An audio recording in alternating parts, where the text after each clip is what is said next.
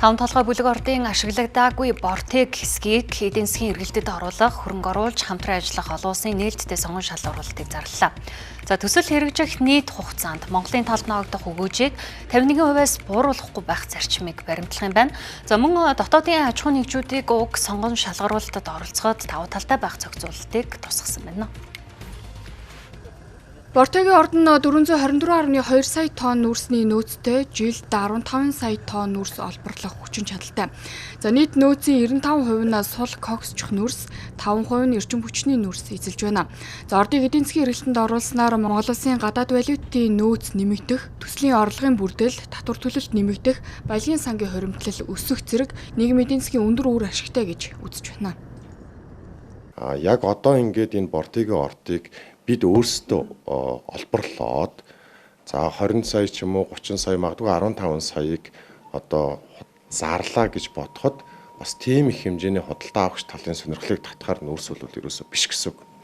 Тийм учраас яг энэ одоо нүүрсийн салбарт дээр одоо шинэ технологиг бүрдүүлсэн цаашдаа боловсруулад яг энэ одоо нүүрсийг хэрэгэлдэг ийм одоо мэдлэг чадвар туршлага бүхий хөрөнгө оруулагчийг л ураад байгаа гэсэн үг. Шалгарсан хөрөнгө оруулагч нь бортогийн хэсгийн тусгай зөвшөөрлийг шилжүүлэхгүйгээр олборлолт, боловсруулалт, борлуулалт, тээвэрлэлт зэрэг дамжлагуудыг багтаасан дэд бүтэц бүтээн байгуулалтын ажлыг өөрийн хөрөнгөөр бий болгох юм а. За төслийг хэрэгжүүлэхдээ борлуулалтын орлогыг захиалагчтай хуваалцах осолсон загварын дагуу саналаа хэрэглэх юм.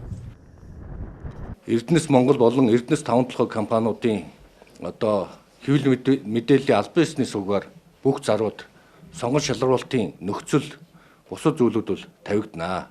За сонгон шалгаруулалт баримталж байгаа засгийн газрын гол зарчим бол тухайн ордод хөрөнгө оруулж байгаа хөрөнгө оруулагчтай хамтраад тухайн ордоос олох нийт өр өгөөжийн 50-аас доош хувь нь Монголын талд ногдох ийм суурь зарчмыг бас оруулж өгж байгаа. Таван бортогийн хэсэгт хөрөнгө оруулж хамтран ажиллах сонгон шалгаруулалтыг ил тод нээлттэй явуулахыг тодтогч байлаа.